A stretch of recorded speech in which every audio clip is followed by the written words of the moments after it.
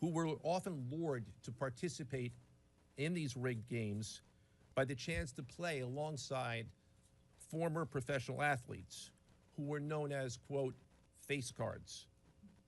The so-called face cards included the defendant Chauncey Billups, who at the time of the scheme was a former NBA player and is currently the head coach of the Portland Trail Blazers, and also Damon Jones, a former NBA player and coach.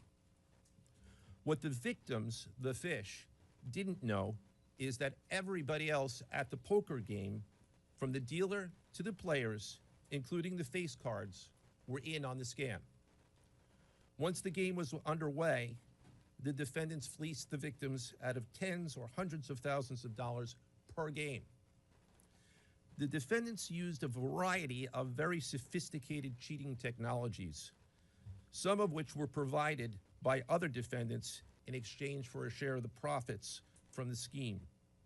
For example, they used off-the-shelf shuffling machines that had been secretly altered in order to read the cards in the deck, predict which player at the table had the best poker hand, and relay that information to an off-site operator. The off-site operator sent the information via cell phone back to a co-conspirator at the table, and that person at the table was known as the quarterback. The quarterback then signaled secretly the information he had received from others to others at the table, and together they used that information in order to win their games and to cheat the victims. Defendants used other cheating technologies such as poker chip tray analyzers, which is a poker chip tray that secretly reads cards using a hidden camera, special contact lenses or eyeglasses that could read pre-marked cards, and an X-ray table that could read cards face down on the table. What you see depicted on the screen right now is an example of the X-ray table that reveals the cards. Although they are face down on the table, they can be read because of the X-ray technology. The Mafia, specifically members and associates of the Bonanno, Gambino, and Genovese organized crime families, had pre-existing control over non-rigged, illegal poker games around New York City. As a result, they also became involved in the rigged poker games, helping to organize the games and taking a cut of the proceedings, and working to enforce the collection of debts.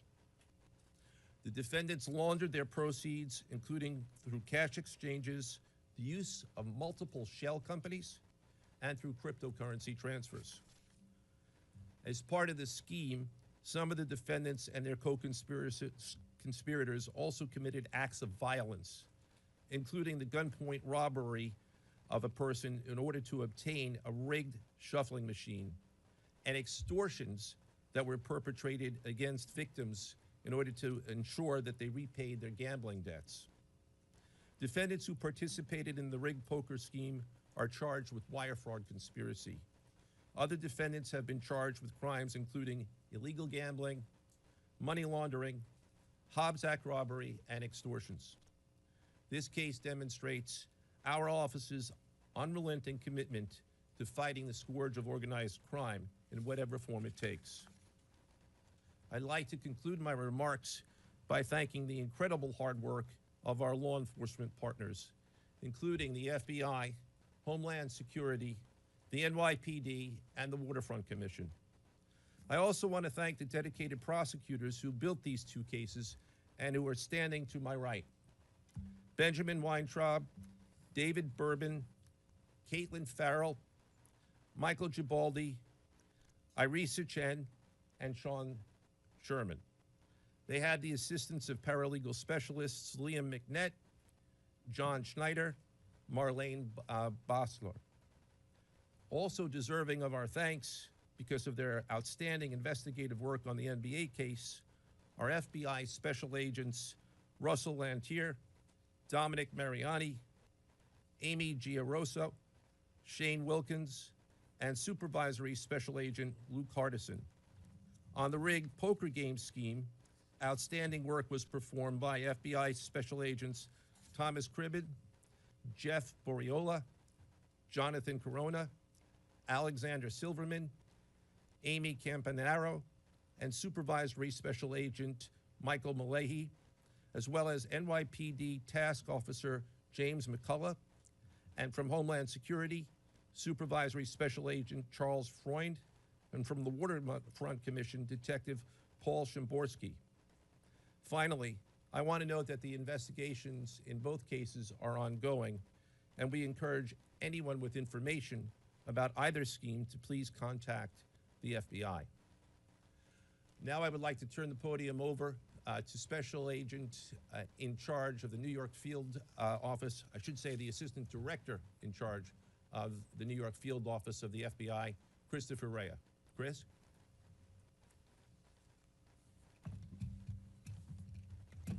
All right, thank you, Joe. As always, we appreciate the partnership here. Can't do any of this without you and your team, so thank you. Also want to publicly thank the director for coming down from D.C. The director's a very busy person, and for him to come down should tell you the importance of this historic case.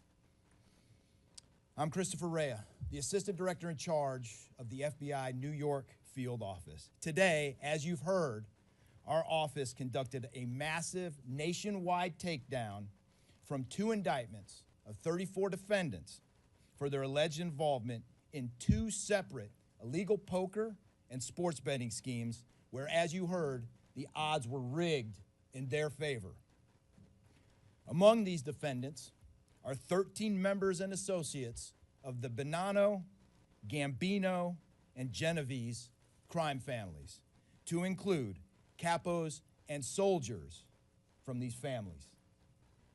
Additionally, as you heard, current and former NBA coaches and players are also implicated, to include Chauncey Billups, Damon Jones, and Terry Rozier. 3 of the named defendants are charged for their alleged roles in both schemes. This alleged illegal gambling operation hustled unwitting victims out of tens of millions of dollars and created a financial pipeline for La Cosa Nostra to help fund and facilitate their organized criminal activity. Victims were attracted to play alongside well-known professional athletes and coaches like Chauncey Billups, only to be unknowingly deceived through rigged shuffling machines, fixing the odds in their favor, as alleged, and as you just heard from the U.S. Attorney's Office. This alleged scheme wreaked havoc across the nation, exploiting the notoriety of some and the wallets of many to fund the Italian crime families here in New York. Let me be clear about this fact. The FBI has not and will never take their eye off the ball when it comes to Italian organized crime in this city, specifically the LCN and the 5 families here in New York. We are not going to permit any criminal enterprise, whether it be Italian organized crime, Asian organized crime, Eurasian organized crime. We are not going to permit any of those organized crimes, families, and organizations to operate in our city or our country, as evidenced by the 11 states that were also participating in this operation today. The FBI office here in New York remains committed to eradicating all unlawful revenue streams fueling this criminal activity. As with most cases we work, this is only the tip of the iceberg for the FBI and the U.S. Attorney's Office. Our LCN squad agents and analysts are continuing to work day and night with the Eastern District of New York to ensure members and associates of the 5 families cannot continue to wreak havoc in our communities. Today would not have been possible without the tireless efforts and dedication of the FBI New York Eurasian Organized Crime Task Force, which, as you heard, was led by Supervisory Special Agent Luke Hardison, and the Italian Organized Task Force, which was led by Supervisory Special Agent Mike Malahy. And coincidentally, Supervisory Special Agent Malahy is going out on a positive as he is retiring at the end of this month for 30 years of dedicated service to the FBI, and that deserves a hand.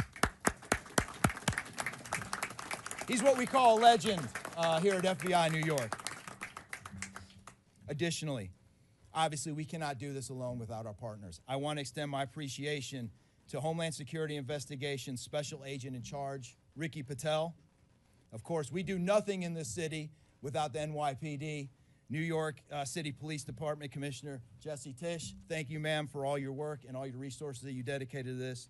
And New York Waterfront Commissioner Phoebe Soriel for their agency's assistance and support throughout this lengthy and complex investigation. Our collective efforts ensured these subjects will face accountability, like the director said, for their alleged wrongdoings. Thank you, and I'll now turn it over to Special Agent in Charge of HSI, Ricky Patel.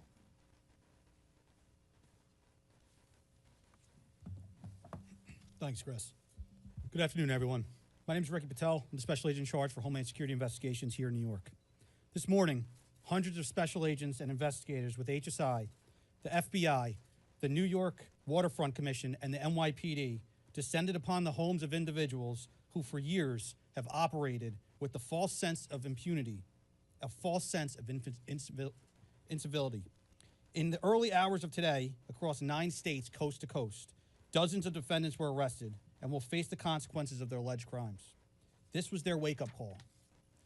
With the alleged involvement of 3 La Cosa Nostra crime families, 1 NBA head coach, a Hall of Famer, no less, and former NBA players, the years of investigative work that culminated with this morning's operation seem reminiscent of a Hollywood movie. But this wasn't luck, and this wasn't theatrics. This was an evidence-driven, relentless, and unified effort among law enforcement. Through what we have dubbed Operation Royal Flush, HSI New York, along with our task force personnel from the Waterfront Commission, first uncovered this scheme more than 4 years ago.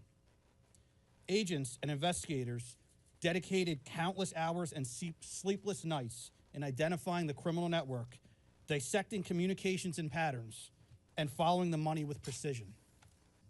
We built a case, piece by piece, and what we discovered was a sprawling criminal enterprise that utilized cutting-edge technology and various methods of deception to dupe unsuspecting gamblers into paying up so that these defendants could cash out. As alleged, this sophisticated conspiracy cheated victims out of at least $7 million and placed the public and the defendants alike at risk. This case involved global reach, financial depth, and the patience to dismantle complex financial criminal enterprises from the inside out. When criminal organizations attempt to launder profits through our country, HSI connects the dots and shuts it down. To anyone who thinks intimidation, fraud, or violence will shield their profits, understand this. If you are exploiting our communities, expect HSI and all of our law enforcement partners at your door. I would like to thank all our partners here today. Obviously, the United States Attorney's Office for the Eastern District of New York, the Waterfront Commission, the FBI, the NYPD, and the prosecutors that will carry this forward. Today's arrests are not an endpoint. They are the start of accountability. Thank you, and I now turn it over to Police Commissioner Jessica Tisch.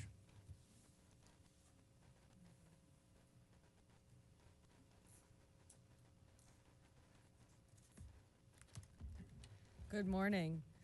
Thank you to Director Patel, Assistant Director Rea, and U.S. Attorney Nocella.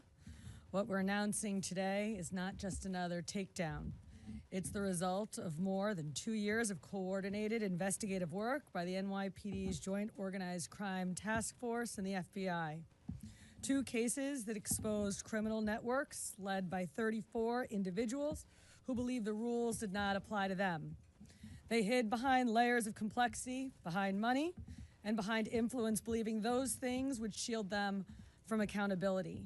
The first case, Operation Nothing But Bet, exposed a gambling ring built around professional basketball, where players and associates allegedly used inside information to manipulate prop bets on major sports betting platforms. They placed wagers on unders on players to score less.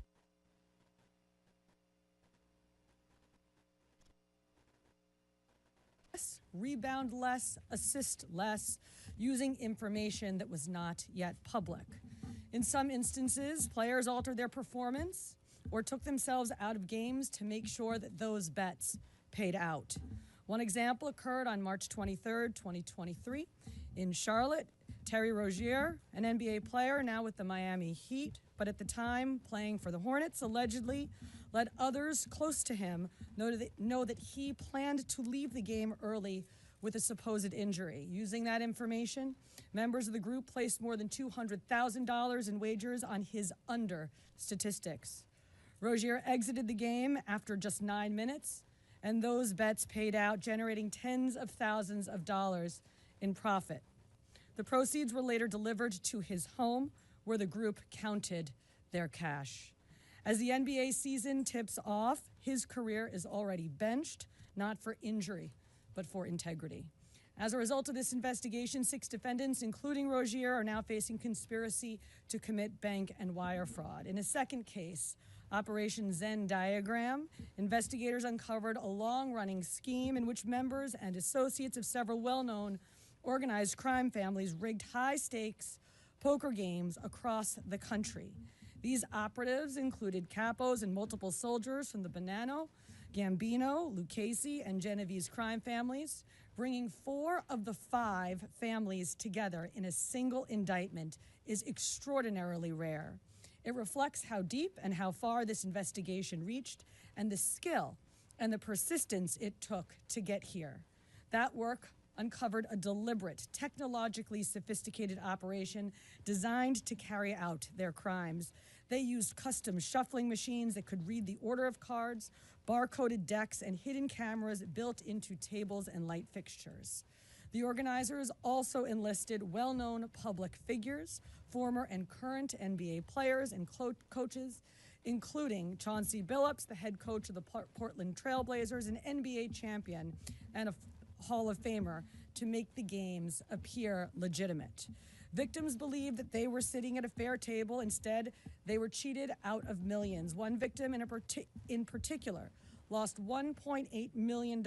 In total, losses exceeded $7 million and continue to climb. And when people refused to pay, these defendants did what organized crime has always done. They used threats, they used intimidation, and they used violence. It's the same pattern that we have seen for decades: traditional mob enforcement methods combined with new technology to expand the reach of their operations. Now, with the unsealing of today's indictment, 34 individuals are facing charges including robbery, extortion, money laundering, wire fraud, bank fraud, and illegal gambling. I want to commend the outstanding work of our detectives from the Joint Organized Crime Task Force and their dedication to these cases, especially Captain Ruben Pagan, Sergeant Chris McGuire, Detective Alexander Creamer, Detective James McCullough, and of course our Chief of Detectives, Chief Kenny. As part of these investigations, our members recovered and reviewed thousands of hours of video, conducted extensive surveillance on illegal gambling locations across the city, and executed more than 24 search warrants on electronic records that revealed the true extent of this conspiracy. Once again, the work of our detectives, together with the FBI and the U.S. Attorney's Office, closed those gaps before they could widen further. The NYPD is proud to stand with each of you today, as these cases represent the kind of partnership that defines modern law enforcement agencies, sharing intelligence, coordinating resources, and moving as one team. Thank you.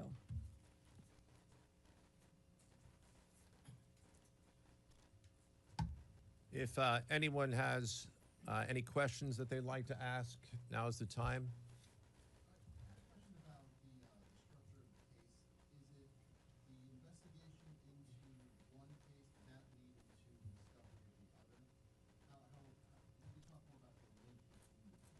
I'm not at liberty to discuss either the background of the investigation itself or the investigation as it continues. So I'm afraid I can't really explain to you other than the fact that both cases have been unsealed today, and there was an overlap that has been discussed already with respect to certain of the defendants.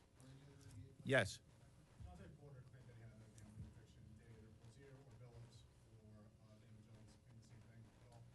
With respect to any allegations or defenses that have been made by any of the defendants, they will have their opportunity to present them in court.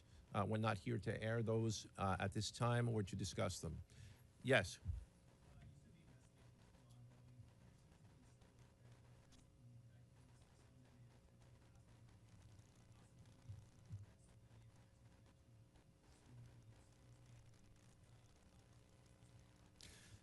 As I said, I can't discuss ongoing investigations. The investigation is ongoing, which by definition means that there will be further evidence uncovered at a minimum, and there's always that possibility, but I can't comment any further with respect to that.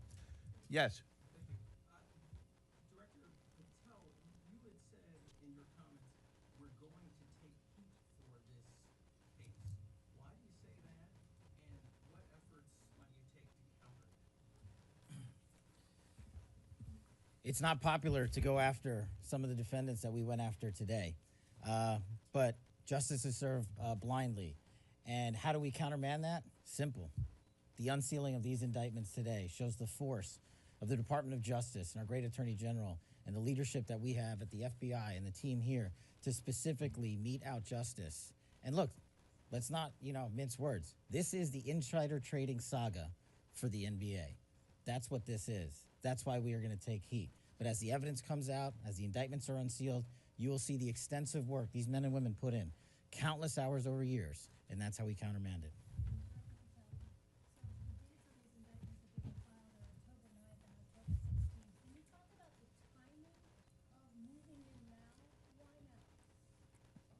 We will not publicly discuss the timing of when we do takedowns.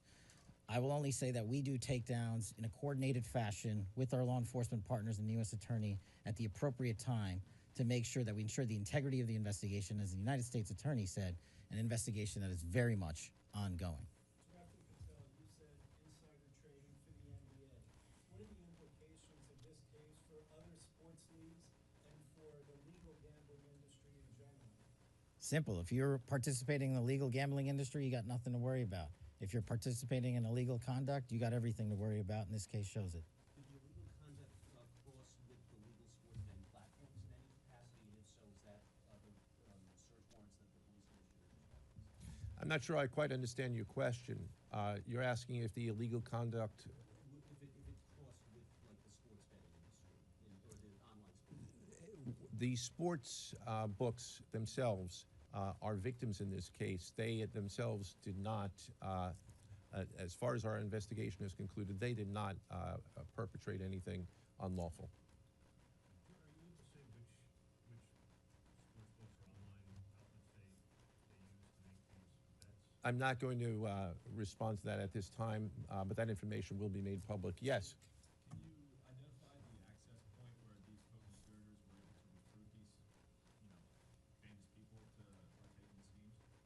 When you say the access point, Were able to recruit them? I'm not sure which case you're referring to. So Well, Rozier, how he was recruited, Damon Jones and the NBA scandal, and then Billups for the poker. we're not at liberty to say that at this time. That will be revealed in due course. Yes? He was being What is your question, sir?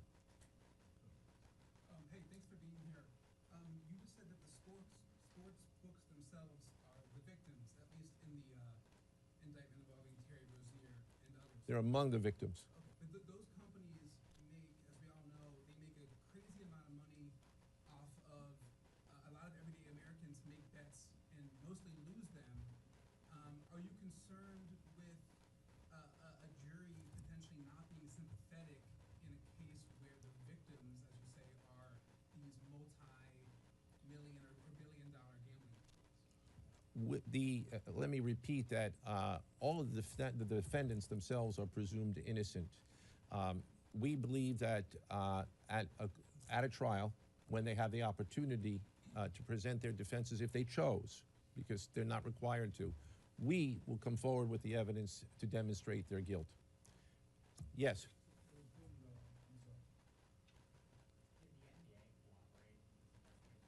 The answer to your question is yes, the NBA has cooperated with the investigation. Yes, sir.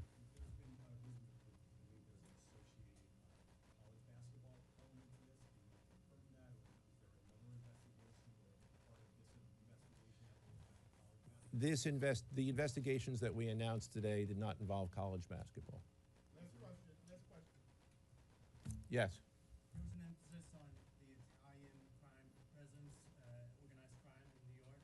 Can you give us a sense of the strength and status of Italian organized crime in New York right now? No, I'm sorry. That would be a question that goes beyond what we're here to discuss today, which is these two indictments.